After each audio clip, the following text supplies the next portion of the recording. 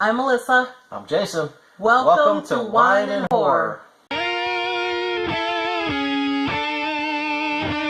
Okay, so last video we kind of previewed, showed you a little bit about the wine that we are having today.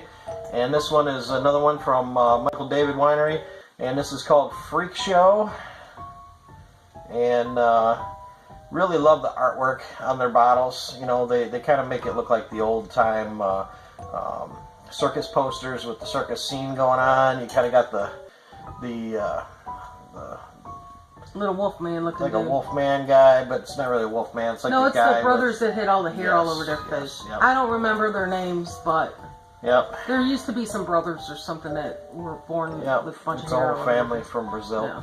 But anyway, they make it look like a ticket on the back too, which is kind of cool. And really, all it's got is the the government warnings and all the legal information, the barcodes and stuff. But it's kind of cool how they make it look like a ticket to the freak show. So I think it's pretty neat. This is a 2015 red wine, which means it's a blend. Michael David, it's coming from California, various areas of California. Most of their stuff comes from Lodi, as we mentioned in a previous video.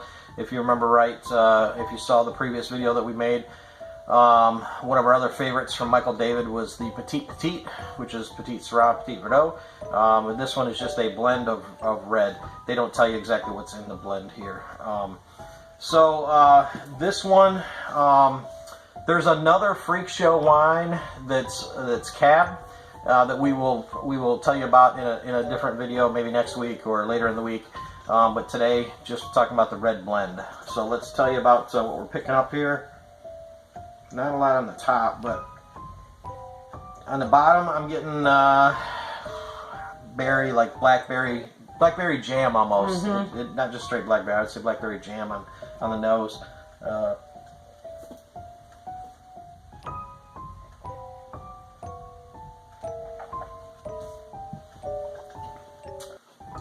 I'm getting blackberry and raspberry, and it tastes probably more blackberry than raspberry there.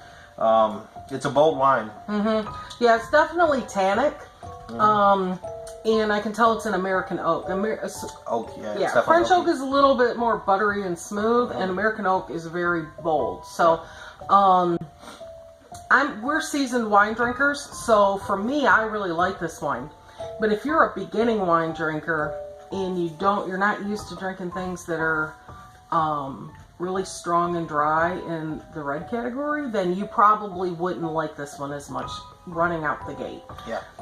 But if you're into like nice red wine, reds, this is a good one. Try this one. This is about an $18.99 price point. You know, it's got a nice finish too. It's nice dry finish, and I'm getting kind of a spicy finish on this as well on the back end. Yeah, it kind of reminds you of cinnamon a little bit. Yeah, not strong, but it sort of reminds you a little bit. Yeah. Yep, I agree. But not bad. $18.99 was what we picked this up for in our area, so it's probably going to be $17 to $20 in most areas, somewhere in that range. Pretty good wine for that price point, in my opinion. Our opinion. I like it. I would buy it again. So absolutely. So another hit from the Michael David Winery. So another thing we're having this evening is, now this stuff is not very expensive, and you can buy it at Sam's Club, but it goes great, especially with this type of wine where it's really bold. And basically I've just dished some out into this little container right here, or little dish or bowl or whatever you want to call it, and it's smoked Gouda pimento spread. And this is not like normal pimento. I don't like normal pimento cheese because it tastes overly processed. But this actually is really, really good on crackers. And or like I put it on broccoli, baby carrots, sliced cucumbers, so you don't have to necessarily use crackers. But if you do, these are sesame crackers from Toasted, which is very inexpensive crackers. And I buy the multi-pack that has like the butter crackers and the wheat and then the toasted sesame. And the only reason I even buy those crackers is for this one sleeve of crackers, which is the sesame. because those are the ones I really like. And they don't sell them separate. I really wish they did, but they don't. So if they make them, they don't sell them in our area. Anyway. And there's a reason why Gouda is called Gouda. You want to know why? Because it's very good. Very good. Yes. Anyway, that's enough of our corny jokes. Yep. But no, it's a good cheese spread. You know, it's creamy, but it's got you know, the smoky kind of Gouda flavor in there as well, and then just a hint of the pimento. It's not overpowering pimento like in some of the pimento spreads. So this one's very good. Yeah, very nice. You know, this one's good. We're eating it cold today, but you know, this is good to heat up a little bit in the microwave too, and kind of make a kind of a warm dip out of it. Like a fondue type of thing. Yeah, it works well that way as too. well. So what we're going to talk about is we watched a movie this past week, and it's a movie that, you know, a lot of people have probably already seen, but we had never watched it before. Yeah, just never got around to it. It's been out for a long time. You know, like I told you guys before, we're really busy. We do a lot of stuff, so we're lucky if we get to watch 1 to 2 movies a week at most, and maybe dive into a show or two. So we don't really get to watch a lot of television, but when we do, it's typically horror. So we watch more YouTube than television. Yes, we do, because I work at the same time that I watch your guys' videos. Yep. So, you know, that's why sometimes when you guys say stuff, I hear most of what you say, and then occasionally I'll mess up and say that something that's off the wall, and I don't do that intentionally, but, you know, when you're multitasking, that happens sometimes. So, and it's embarrassing moments for me. So hopefully I haven't done that to you guys recently. I try to listen a little bit better this time. But the movie that we watched this week was Sharknado, and we, like I said, we had never seen it before, and I'll let you give your opinion on it. I've got mine. Yeah. I don't like it. Sorry. No. I know some people like it. I didn't like it. She didn't. We didn't like it. No, I give it 3 out of 10, only because the last scene in the movie was okay. Yeah. It was probably the best scene where he saws through the shark or whatever with the chainsaw after he gets swallowed by the shark. Yeah. And by the way, this has spoilers. Sorry. Yeah, sorry. I'm pretty sure most of you guys have already seen the movie, so. He just happened to end up in the same shark that the other girl ended up in, and you know. Never cut her up with the chainsaw. Right. And somehow she was able to get air in there in that shark. Yeah, I don't even know how she was able to breathe. Yeah, like 20 minutes later, you know, she's still alive. And she's not brain damaged or anything.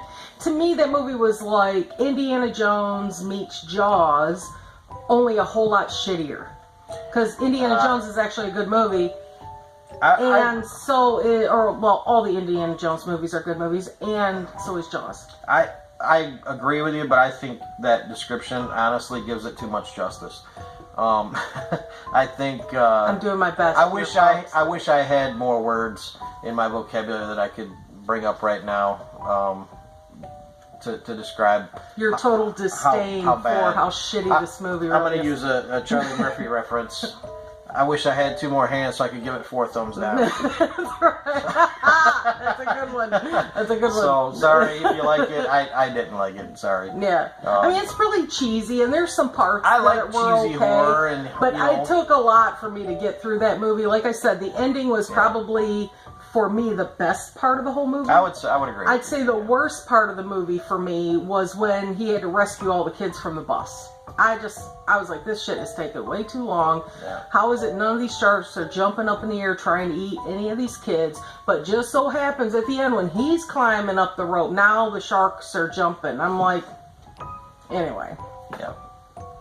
So. You know, and I distinctly remember the part where a shark came flying down out of the tornado at him, and he just holds up the chainsaw and it just sliced in half as it went through there. Mm-hmm. But yet when he goes head first into the chainsaw, into the shark with the chainsaw blazing, he just ends up inside the shark. The only thing I can say about it is maybe that the other shark was maybe a little bit smaller shark, and the other one was like this enormous ass shark where it could eat him whole. Yeah, but it also didn't, chainsaw the girl in half that was inside of the shark. Right. I don't know. To me, this one just wasn't for me. So anyway, that was our movie for this week that we watched. You guys tell us what you thought about Sharknado, and if you think we're wrong, please everybody has an opinion. Right, and I need to hear here. why you think you like it, because maybe I missed something, or maybe there's something that's and we like comedic horror, This wasn't even funny. to me it wasn't even funny. It was just stupid. Stupid horror. Yeah. Right. 4 thumbs And down. that was stupid horror, by the way. Yes, not stupid horror. Not stupid horror. No, that's what was inside the shark. Oh, sorry. I didn't say it, guys. I didn't say it. Anyway, so that's it. That's all I got to say about it. You guys let us know what you think. Make sure you hit the subscribe button. Click on the little bell so you get notified when our videos come out. Right. And smash the like button and comment and let us know what you think. So, All right, that's guys. it. Thanks. Cheers. Cheers.